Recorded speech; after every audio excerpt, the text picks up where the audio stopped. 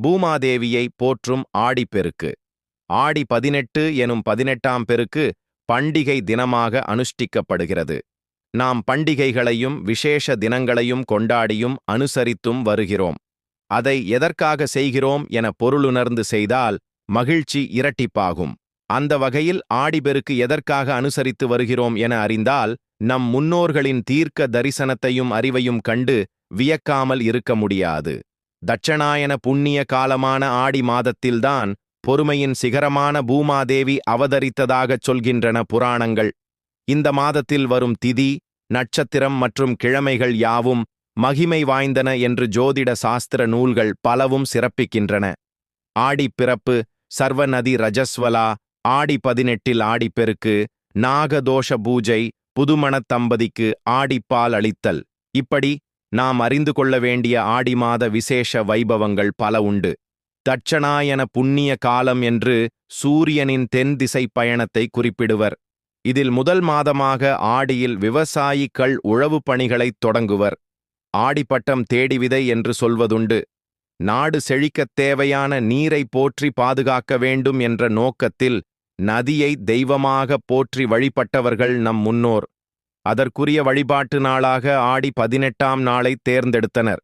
தமிழகத்திலுள்ள நீர்நிலைகளில் ஆடி மாதத்தில் நீர் வரத்து அதிகமாகி பெருக்கெடுத்து ஓடும். நதிகளும் நீர் நிரம்பி காணப்படும். பயிர் செழிக்க வளம் அருளும் அன்னை காவிரி நதியை பெண்ணாக தாயாக பாவித்து வணங்கிப் போற்றும் ஆடிப்பெருக்கு எனும் மங்கள விழா தொன்று தொட்டு நிகழ்த்தப்படும் விழாவாகும். அனைவரையும் வாழ வைக்கும் அந்த காவிரி தாய்க்கு நன்றி செலுத்தும் விதமாகவே ஆடி 18ஆம் விழா கொண்டாடப்படுகிறது. வெகு விமரிசையாக முக்கியமாக தமிழகத்தில் காவிரி ஓடும் ஊர்களில் ஆடிப்பெருக்கு விழா கொண்டாடப்படுகிறது. காவிரி தாய்க்கு நன்றி தெரிவிக்கும் விதமாகவும் இந்த விழாவை சொல்வார்கள்.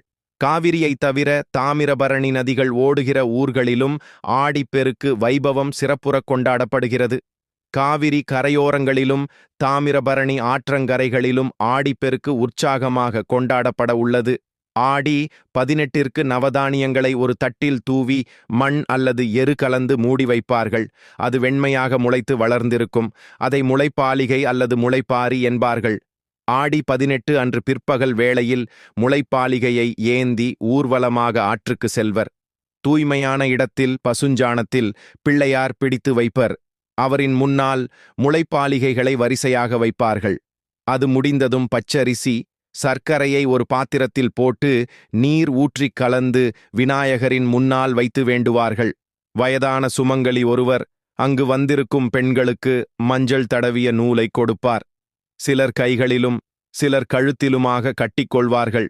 அதன்பின் அவரவர் கொண்டு வந்த முளைப்பாலிகை, பனை ஓலைகளால் செய்யப்பட்ட வட்டமான காதோலை, கருகமணி ஆகியவற்றை நீரில் விடுவர். நுரைத்துச் சுழன்று வரும் காவிரி தாயின் வரவால் பயிர் பச்சையெல்லாம் தழைக்கப் போகின்றன. இந்த விழாவில் சிறப்பு அம்சமாக ஆடிப்பெருக்கு அன்று ஆற்றங்கரையில் வைத்து சுமங்கலி பெண்கள் தாலிக்கு புது மஞ்சள் கயிறு மாற்றிக்கொள்வார்கள். ஏற்கனவே கழுத்தில் இருந்த தாலி கயிற்றை ஆற்றில் விட்டுவிட்டு புதிய மஞ்சள் கயிற்றில் தாலியை கோர்த்து கணவன் மூலமோ அல்லது சுமங்கலி பெண்கள் மூலமாகவோ தங்கள் கழுத்தில் அணிந்து கொள்வார்கள். இது ஒவ்வொரு ஆண்டும் நடைபெறும். காவிரித்தாய் இப்போது அவள் கருவுற்று இருக்கினாள் ஐதீகத்தில்தான் இவையெல்லாம் செய்யப்படுகின்றன. சிறுவர்கள் சப்பரம் என்ற ஒன்றை தேர் போல சிறியதாக இருக்கும் அழகாக அலங்கரித்து அதிகாலையில் இருந்தே வீதிகளில் சத்தமிட்டு இழுத்தபடி ஓடுவார்கள். மாலையில் அந்த சப்பரத்தின் உள்ளே ஒரு சிறிய அகல் விளக்கை வைத்து மெதுவாக இழுத்து வருவார்கள்.